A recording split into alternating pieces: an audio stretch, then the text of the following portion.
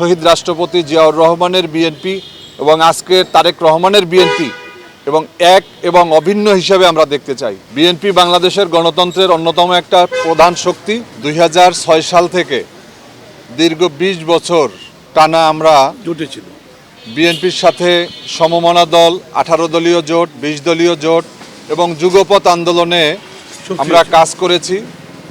আমাদের অসংখ্য নেতাকর্মী হামলা, মামলা, নির্যাতন, নিপীড়নের শিকার। আমি নিজেও ফ্যাসিবাদী সন্ত্রাসী হামলায় দীর্ঘদিন যাবৎ গুরুতর আহত হয়ে চিকিৎসাধীন ছিলাম।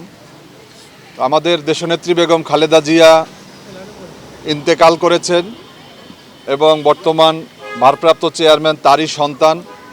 আমরা সহমর্মিতা জানানোর জন্য রাজনৈতিকভাবে যেই কার্টিসি রয়েছে, যেই সম্মানবোধ রয়েছে, শ্রদ্ধাবোধ রয়েছে, বাংলাদেশ লেবার পার্টি আজকে আমরা ভারপ্রাপ্ত চেয়ারম্যানের সাথে সাক্ষাৎ করেছি। লেবার পার্টির সাথে বিএনপির একটা সম্পর্ক দীর্ঘদিনের।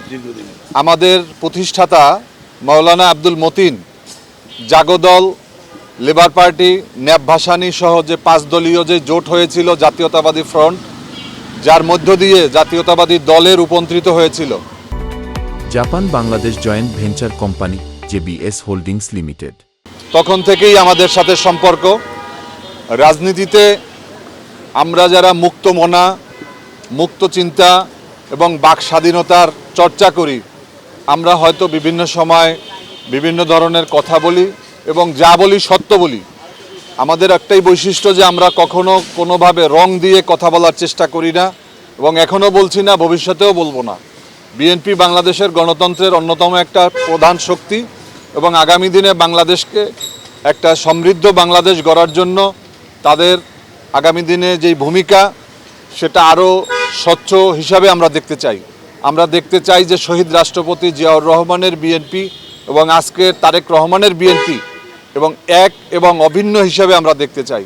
এবং ইনশাআল্লাহ আমরা বিগত দিনে যেভাবে আমাদের ভিতরে সমন্বয় সম্পর্ক যেভাবে ছিল, আমরা ইনশাআল্লাহ এই রাজনৈতিকভাবে আমরা একই, আমাদের লক্ষ্য তো একই। আমাদের সবারই উদ্দেশ্য গণতন্ত্র প্রতিষ্ঠা, সুশাসন প্রতিষ্ঠা, আইনের শাসন, মানবাধিকার, ন্যায় বিচার।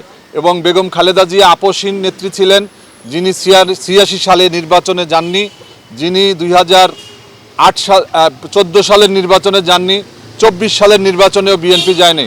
আমরা সেই বিএনপির কাছে এসেছি এবং সেই ভোটাধিকার প্রতিষ্ঠার যেই দীর্ঘ সংগ্রামে আমরা অন্যতম সাথী।